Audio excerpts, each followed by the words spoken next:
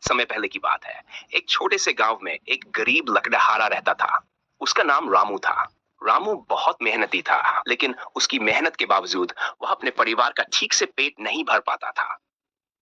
उसके पास बहुत कम जमीन थी और वह अधिकतर समय जंगल से लकड़ियां काटकर बेचता था। उसकी पत्नी सीता और दो छोटे बच्चे थे।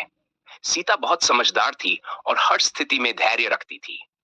एक दिन रामू जंगल में लकड़ियां काटने गया। वह सुबह से ही काम में जुटा हुआ था और शाम तक बहुत थक गया था। लकड़ियों का बड़ा ढेर बनाकर उसने उन्हें बांधने की कोशिश की, लेकिन उसकी कमजोरी के कारण वह उसे उठा नहीं पाया। तभी उसकी नजर एक पेड़ के नीचे पड़े छोटे से बाल पर पड़ी। वह बाल इतना चमकदार था कि उसकी चमक रामू की आंखों को चकाचौंध चौंध कर गई। रामू ने सोचा, ये कैसा बाल है? ये तो किसी सामान्य बाल जैसा नहीं लगता। उसने उस बाल को उठाया और पास से देखा। वह बाल साधारण बालों से बिल्कुल अलग था। ऐसा लग रहा था कि वह बाल सोने का बना हो। रामू ने उसे ध्यान से देखा और फिर अपने थैले में रख लिया। वह सोचने लगा कि इस बाल की सच्चाई क्या हो सकती है। रामू ने उस बाल को गांव के जौहरी के पास ले जाकर दिखाया। जौहरी ने बाल को देखा और उसकी आंखें बड़ी हो गई। उसने कहा, रामू, ये कोई साधारण बाल नहीं है। ये तो सोने का बाल है। यदि तुम इसे बेचना चाहते हो, तो मैं इसके बदले तुम्हें बहुत सारा सोना दे सकता हूँ। रामू को यह सुनकर बहुत आश्चर्य हुआ। वह सोच में पड़ गया कि क्या उसे बाल को बेचना चाहिए या नहीं।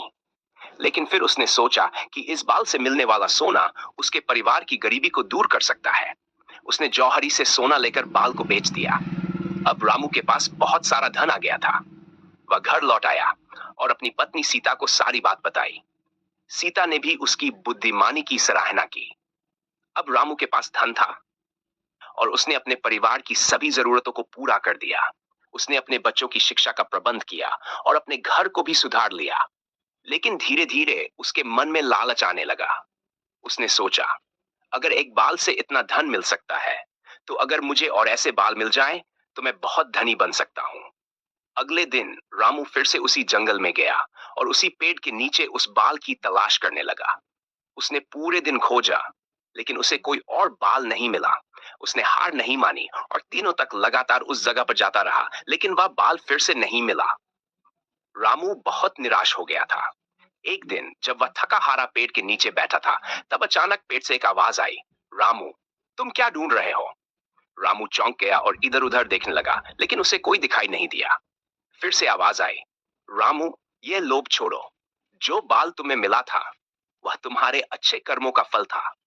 लेकिन अब तुम्हारे मन में लालच ने जगह बना ली है और यही तुम्हारी परेशानियों का कारण बनेगा।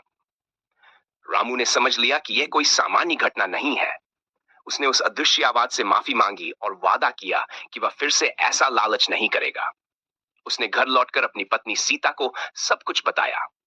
सीता ने उसे समझाया, धन की महत्वाकांक्षा में हमें अपने मूल्यों और ईमानदारी को नहीं खोना चाहिए।